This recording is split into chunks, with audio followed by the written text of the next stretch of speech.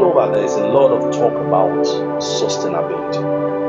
Of course, sustainability is the ability of a generation to meet the present need without jeopardizing the ability of the future generation to meet their needs. What that means is that while the present generation is doing everything within its power to explore all that is available within the environment to meet their needs, while they are taking steps to actually achieve what they want to achieve, succeed, and all of that, they must do it in such a way that they do not leave a dent or create a problem for the coming generation. I see a major challenge on our spiritual landscape and our social landscape as a people. In the present time, there seems to be a lot of crave for success to make it by people in different forms without considering the impact on the future generation. There are two areas I like to pay attention to. First is to speak to many of our spiritual leaders who today want to meet their need for success. Unfortunately, some of our fathers in the past were part of the problem. During their time, in the bid to succeed, they used different indices, different methods in such a way that it has created a negative impact on the mindset and the thought pattern of the upcoming generation. That our generation is negatively affected about our concept and our opinion about what success is. And guess what? This generation is making the same mistake as we pass on the baton to the coming generation with a faulty mindset. What's the implication ultimately? The Bible says that the people served the God in the days of Joshua and the days of elders that outlived Joshua who knew the works of God. But thereafter, immediately thereafter, there arose another generation that didn't know God. And in that generation, everybody did what was good, what was right in his own sight. Now, the danger is that when a generation refuses to be very intentional in passing on the baton, the coming generation will receive error. I'm afraid that we are passing it the wrong way. You see quite a number of people in music, in the world, pastoring, evangelists. What we seem to be passing on to the coming generation has a faulty foundation. Some of them are not in line with the absolute standard that God requires. Particularly, we try to achieve most of the things we want to achieve without helping people to see the God that is behind. Listen, no matter what you want to do as a minister, as a young minister, take note that whatever you are doing must be such that you can hand over to the coming generation and they will be able to find their way even if they have nothing. Today, everything has to be set for a young minister to be what he has to be. There must be the lights, there must be the drum before he can do anything. For a young music minister, he's already looking at how to really have the big fame and be on the stage show. One day I went for a music concert. Well, a worship meeting, so-called, because it was supposed to be a worship meeting.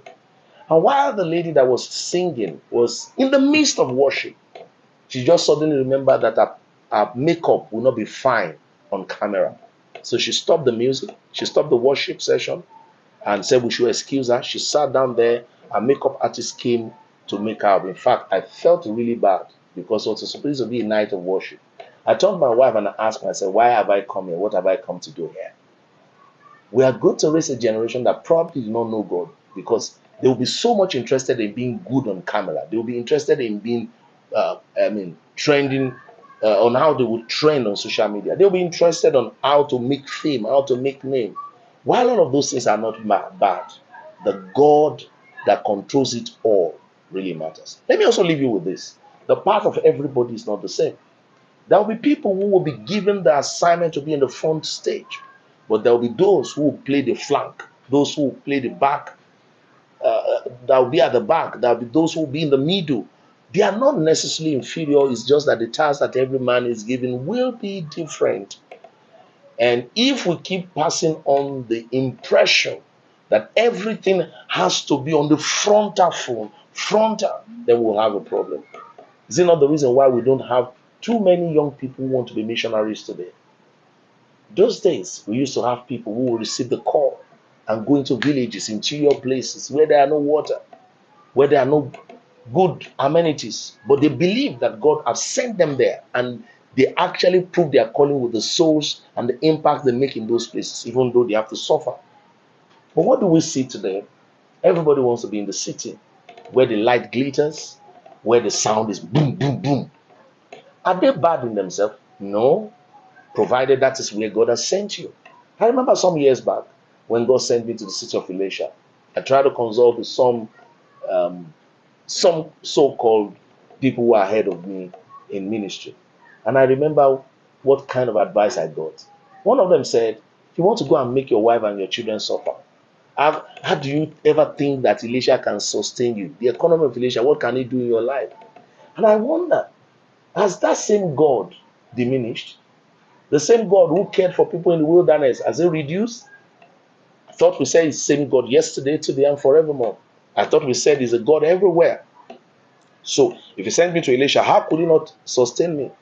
Thank God I didn't take such advice. I went all the way. This is my 18th year, going to 19th year in the city of Elisha, and I must tell you, I've never regretted it. I'm saying this as a clarion call that we need to get back to the basics. While we are trying to meet the need of the now, I understand the Gen Z, the Alpha generation wants something new and all of that. We need to meet it. But please, dear minister, while we are meeting that need, let us not forget sustainability. Is this thing sustainable? Will the next generation be able to know God if we continue this way? I believe the word is enough for the wise. Let's ensure that as God introduced himself as a generational God, we preserve that mindset. God of Abraham, God of Isaac, God of Jacob. They were different generations, but there was a sustained understanding of this God as the Almighty. Let's ensure that we do not compromise now that will create pain for us tomorrow. We already are having LGBT church, church of the gays, because we want to meet the need of the time. We're already having young people who know light, who know sound, but they really don't know the God. Let's be careful. Sustainability is important. That's why we need to contend for the faith that was once handed over to us so that we can hand the baton over to the next generation. God bless you.